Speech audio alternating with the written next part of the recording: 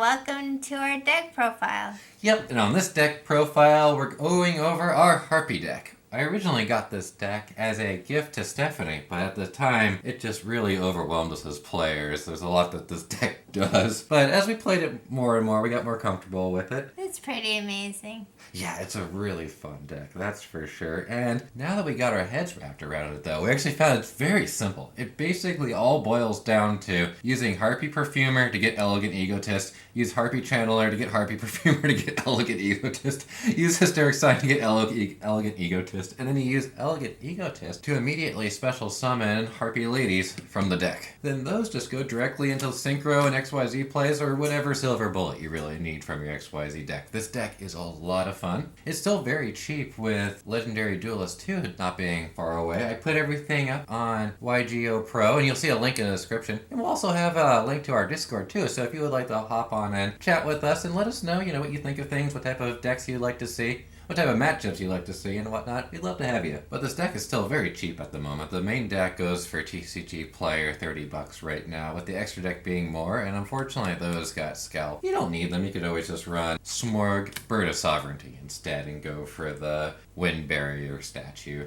And that's very strong. Let's get this party started. Yeah. So normally with deck profiles, you always start with creatures, then usually go to spells, and then finally trap. But if you want to understand Harpies, I think it's actually best to start with one spell card first. And that is the spell that makes the entire deck go around. And that is Elegant Egotist. This is the spell you see on the anime that Mai uses to summon the Harpie Lady Sisters. And what it does is it lets you immediately summon any card named Harpie Lady or Harpie Lady Sisters from your deck if you control a Harpie Lady in the field. We don't actually run any of the base Harpie Ladies though in this deck. What we do is we have one Cyber Harpie Lady and two Harpie Lady ones, and they have effects that make it so their name is Harpie Lady in any state. While all the other Harpie Ladies have effects that make it so they're just Harpie Lady while they're in play. It's really simple once you understand that first. And then how the deck works, like I said earlier, was you just use Elegant Egotist to get out those, and you try to get 2, 3, 4, sometimes 5 monsters turn 1, and then you just go into whatever XYZ plays you really want to. It's a very simple deck, but it just does so many things, and there's lots of silver bullets or just specialty cards you can search from your main deck or your extra deck, and I think Harpies is excellent. I think it has a lot of excellent support, and it's very fun. And I love how they look.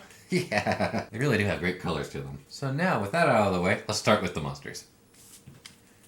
We run 3 Harpie Perfumers, and this is the key card for the deck. I think anyone who runs Harpies needs to run 3 of them. We highly recommend them. Yeah, absolutely. Its effect is when it enters the battlefield, you get to search your deck for any spell or trap whose name lists a Harpie Lady or Harpie Lady Sisters. So 9 times out of 10, Elegant Egotist. But it is an excellent search tool if you do want to grab a trap. It does have a second effect too, where if you have a level 5 or higher monster on the field, like a Harpie Lady Sisters or Cyber/Harpie Lady, you could then search for a second spell too, and it really gives you crazy value at that point. It's a very simple, very core card of the deck. The second key card in the main deck is our 3 of Harpie Channelers. What it does is, as an ability that once per turn you could discard a card from your hand in order to special summon a Harpie from your deck into play. And it could be at any level too. And that's part of the reason why we run the Harpie's Pet Dragon, which is a huge monster. And if you have a dragon in play, after you use her ability, both of them become rank 7. Both Harpie Lady Channeler and the dragon, so then you could do XYZ plays based off of that. And number 11, Big Eye, is definitely the best. Rank 7, XYZ monster. Though most of the time, you're just going to grab Harpie Perfumer, and then she's going to trigger an Elegant Egotist, and then you just go off from there. And our next 3 of is 3 copies of Harpie's Harpist. It's in here for its graveyard effect. This is the card you want to use as material for synchro summons, and if you XYZ summon, this is the one you want to get rid of first. What this does is when it's in your graveyard, on the turn it was put in there only, you can use it to put a Harpie with 1700 or less attack from your deck into your hand, so it just refills you and gives you more gas.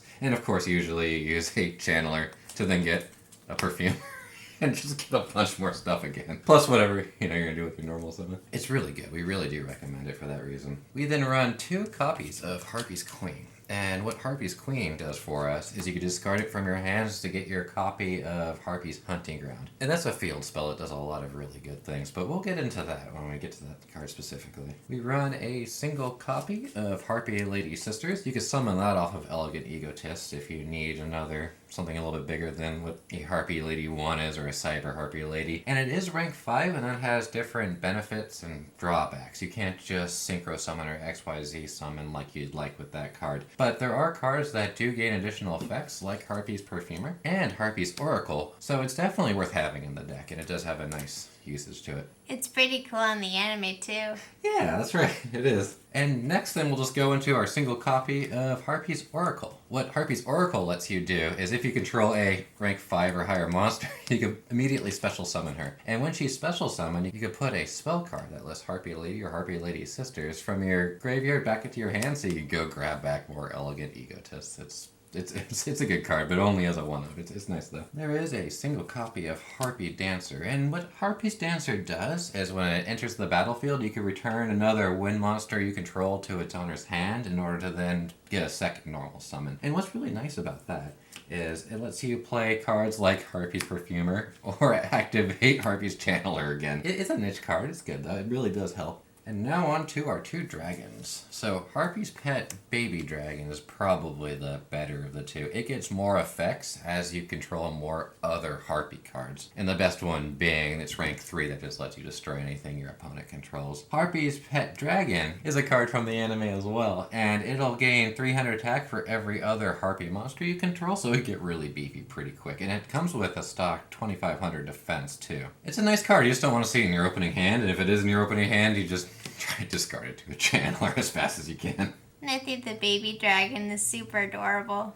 And for the final cards in our main deck, we're going to have 2 copies of Harpie Lady 1 and a single copy of Cyber Harpie Lady. These are both the cards that count as Harpie in any zone. And Cyber Harpie Lady has a base 1800 defense, and that doesn't do anything. While Harpie Lady 1 has 1300 defense, but then gives all other wind monsters you control 300 attack. So he's a buff monster. I like him. Sometimes you just need to buff your guys to get over other guys. I highly agree. And now we move on to spells. So the first spell we'll get into is Hysteric Sign.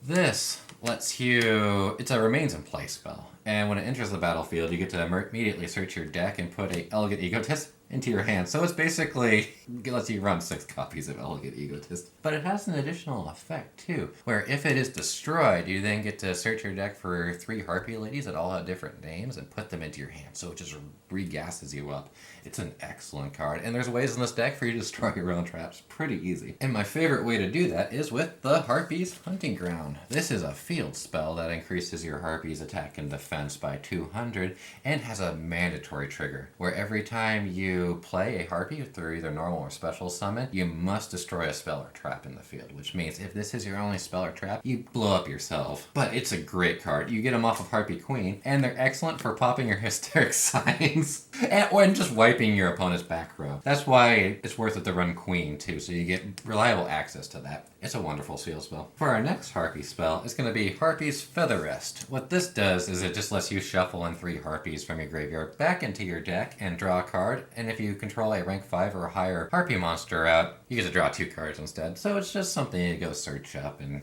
get some value off of. It's definitely worth running as a one-of. And for our final Harpie Lady name card, it's going to be Harpie Lady's Phoenix Formation.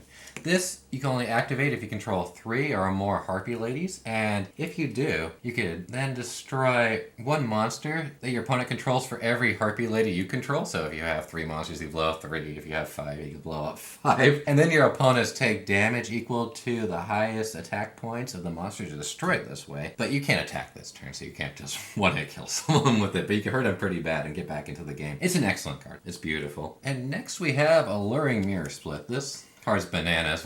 All it does is whenever a Harpie you control is defeated in battle, you can then immediately search your deck for any Harpie monster. So it could be any Harpie monster, even the pet dragon, and put it into play. But it can only be activated once per turn. But it could be on your turn or your opponent's. It's a really strong spell card. We run a single copy of Regeki as well, and that just lets you destroy all your opponent's monsters. It's good. It's limited to a one-of. We like it. That's awesome.